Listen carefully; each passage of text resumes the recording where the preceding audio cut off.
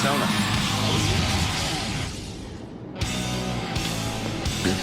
As we flip the switch to our wide open coverage, it's time to light the fuse on a 4th of July holiday tradition as only NASCAR can.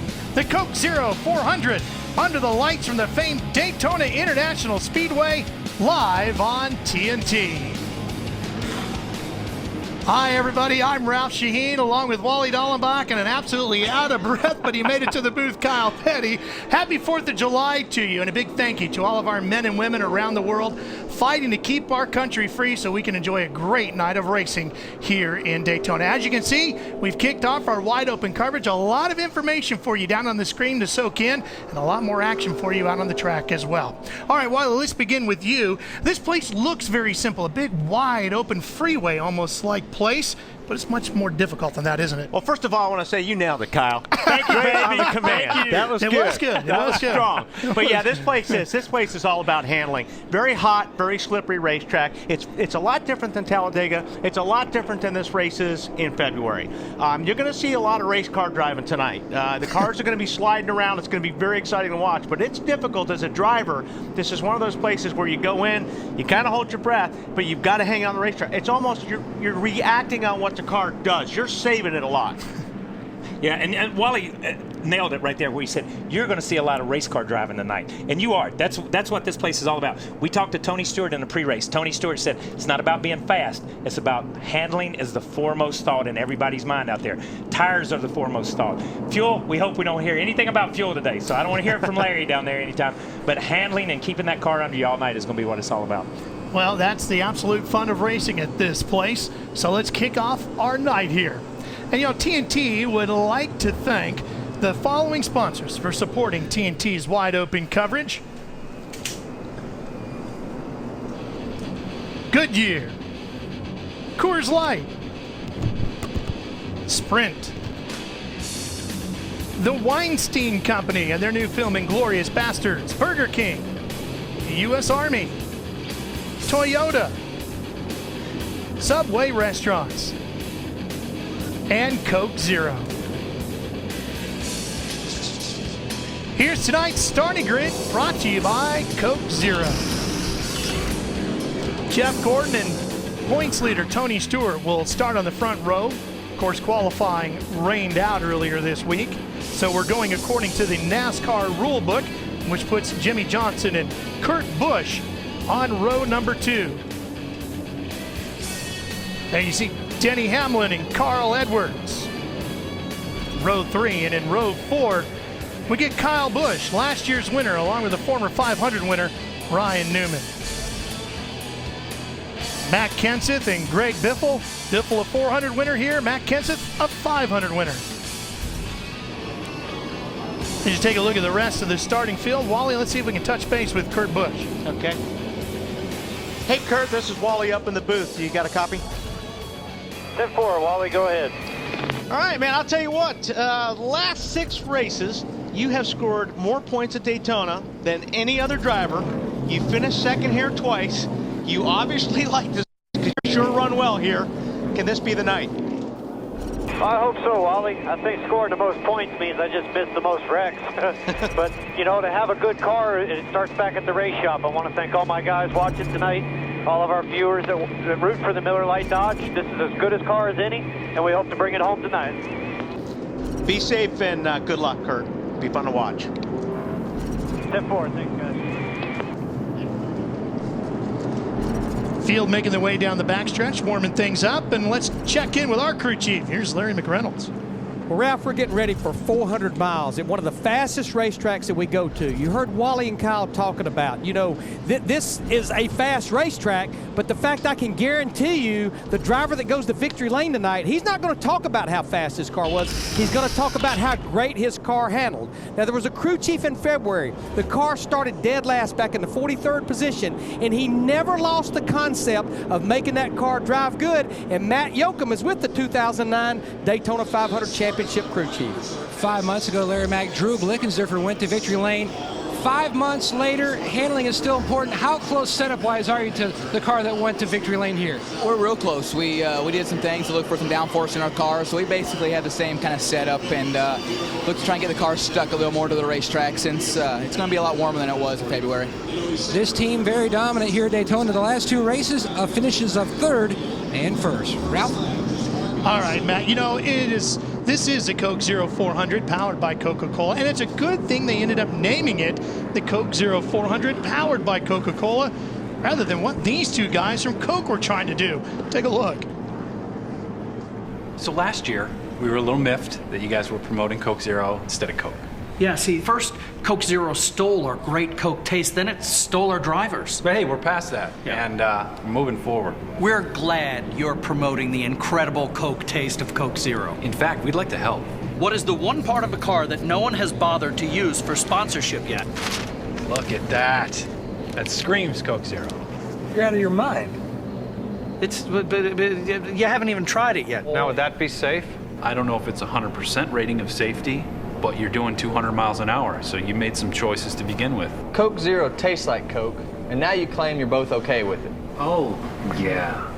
Very okay. It's really dark in there. Well, are you a NASCAR driver or a NASCAR driver? You can't see. Oh, I'd like to be able to see. Yeah. I'm like, oh, where's the track? Where am I going? Yeah. What the heck? Da, da, da, da, da. I like that one. I love that. Congratulations, Adam M. of Florida. You're the first grand prize winner in the Coke Zero Real Taste of NASCAR sweepstakes. You'll be taking a few heart-pounding 160-mile-per-hour laps with a member of the Coca-Cola racing family at Atlanta Motor Speedway this fall. Verification instructions and details on how to claim your prize have been sent to your email from My Coke Rewards. Stay tuned. 3 more winners will be announced tonight.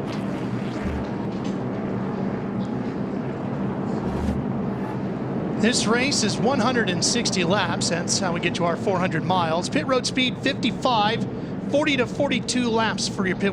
Yeah, that pit road speed 55, that's a killer. I mean, when you're coming off a racetrack, run 185, 190 miles per hour, that's really difficult. You probably see some guys getting out speeding.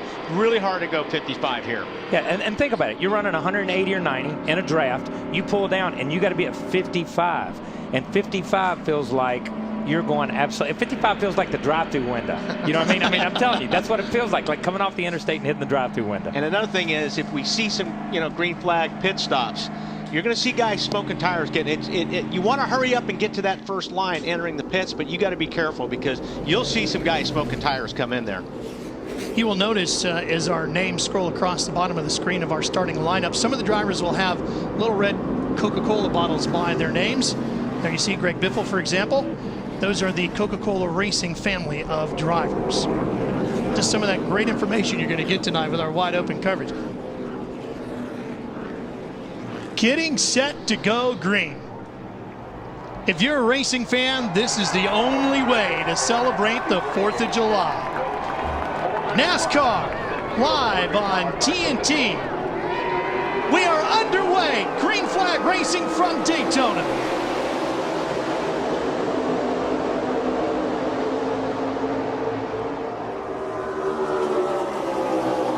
I guess the bump drafting has started going into turn 1 with the 2 right tucked up under the 24 there. Well, this is the best of handling the cars are going to handle all night long.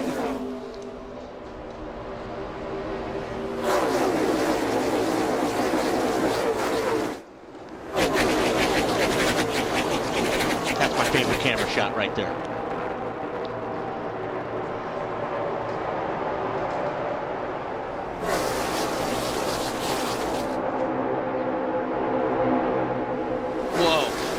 Car already a little bit sideways.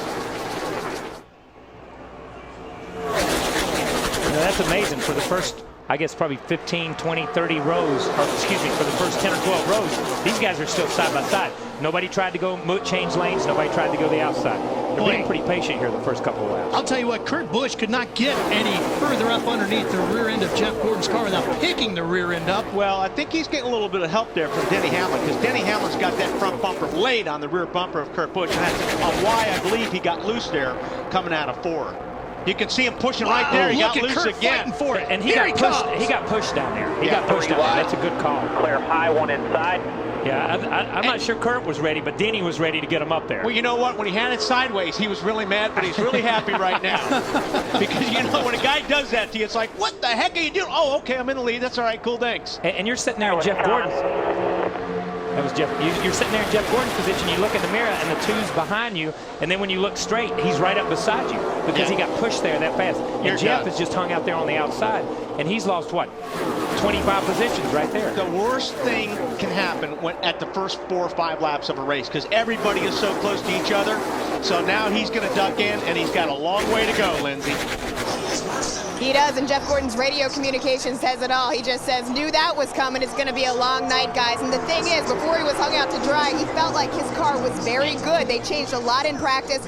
His crew chief, Steve Letarte, told me they changed the front geometry, the shocks, the springs, got it very close to the setup they had in February when he finished 4th in the Bud Shootout. I'll tell you what, Kurt Busch has got to be telling his guys, hey, tell 11 to get off me. I mean, it's one thing getting pushed on the straightaway, but I'll tell you what, you don't want to get hit in the corners because it's just turning you sideways, Matty. Absolutely. His spotter told me this morning, one thing that they saw from this race car in practice, it could go absolutely anywhere. The top, the middle, the bottom. He especially liked going up to the middle, and you saw that move. He did the same exact move in practice. Kurt said this is the best car he's ever had here at the beach. Marty? Denny Hamlin back there, the one who gave him the shove to the front, and Wally was talking about how these cars handle early in the run. Denny told me he expects his car to be extremely loose for about 10 laps, but that helps him at the end of the run when they feel like they're better than a lot of cars. A lot of people in the garage area said this morning that 11 car, the one to watch out for. Speaking of the garage area, Dave Blaney is taking the 66 to the garage. Yeah, I'm going to tell you, I'm listening to that report, and they're talking about the 2 car being able to go low, high, wherever he wants to go. Let me tell you something. That 2 car was going wherever that 11 car wanted him to go because he was pushing him there. And I was curious to see if the 11 car got out front. If it get, you know, sometimes you have a car that follows really good and pushes, but once you get it out in the lead, it dies like a dog. Let's take a look and keep your eyes on Dale Earnhardt Jr.'s number 88 up at the top of the screen, just in front of Jeff Gordon. Is he getting up into the wall here? Boy, that car sure is bouncing a lot. Oh, man. No, I'd say he was safe. No runs, no drips, no errors right there. I don't think he got anything there because there was nothing on the wall. But I think Jeff did something really smart though. I think when Jeff got shuffled to the outside, he bided his time, he tucked in, he let everybody go by, and then he fell back in behind that pack. Now he's moved to the inside lane here, and he's going inside, outside. He'll be able to understand his car a little bit better in traffic because of where he's at right now. And I don't think he's in a big hurry to get back up to the front right now. I think he's just kind of, like you said, he's riding things out. But you don't want to get too big a hurry. Just let things settle down here a little bit. But how fast do you need to get yourself to a safe spot in the pack, though? There is no safe spot. There's no safe spot in this pack. I mean, really, it can happen anywhere. Unless you're up front in the top 2 or 3 cars, you may as well be back in the last 2 or 3 cars. Yeah, but you do feel more comfortable racing with certain guys, don't you? Yeah, but these guys, these are 43 of the best drivers in the world. I don't care what anybody says. So there are better places to be, but I agree with him. At Daytona, there is no safe place to be. It can happen at any time, anywhere. All right, crew chief, what do you think, Larry? Well, I've been watching Kurt Busch in the 2 car in a Dodge, a Penske Dodge, up there right in the top 5. But who I've really been watching is his teammate, Sam Hornish Jr. in that 77 car. Remember, Sam was one of the cars that had to go to the rear of the field because of going to a backup car. And in just 6 laps, that 77 car has went from 43rd to 24th. So that old Dodge is on the move. And that's the thing I've seen with the Dodges here in Talladega. They don't run a fast lap, but they get their cars driving good. Yeah, and the other thing, and comparing to what Larry's saying and what Wally said, to expand on a minute ago, the Dodges are notorious for being great pushers, but not being great leaders. They can push a car to the front, and it's just the RPM band, it's the power range that the engine has. It seems to get a little bit more torque when it gets to a certain point, and they can push. So, you know, like you say, it's interesting to see who's going to be leaders and who's going to be pushers here. Well, you know, the rear, as they were talking about, is not exactly a bad spot to start in this year. 4 races this season have been won by drivers starting in the rear, including Matt Kenseth here at the 500 and Brad Keselowski at Talladega earlier this year. Really tight entering. at Kyle Busch there, and you can see, watch his throttle, and I don't know if we'll see it this early. He's kind of up front, but you'll see these guys lay on the brake a little bit and not get off the throttle, because you can't get off the throttle in these restrictor plate cars because they don't react. They don't accelerate very good. So when you're starting to run here like this and you're running in a tight pack, you just start riding the brake just a little bit. Adam Jimmy Johnson is working his way up to the front. He's in the top 4 right now. And he was a benefactor of qualifying being rained out yesterday, Ralph, because that means he got to start in the 3rd position. This is a race team that has really struggled on the plate races of late. Outside the top 30, both here at Daytona and Talladega earlier in the year, but there was a quiet confidence in the garage this morning with that 48 bunch, and I think we're seeing it on the racetrack now. JJ continues to ride in the top 5. Kurt Busch now has Carl Edwards behind him in the 99 as Denny Hamlin continues to lead with Tony Stewart right there. Tonight's aerial coverage is brought to you by Goodyear, the official tire of NASCAR, helping NASCAR drivers get to the finish line for the past 25 years. Let's check in with our friends high above.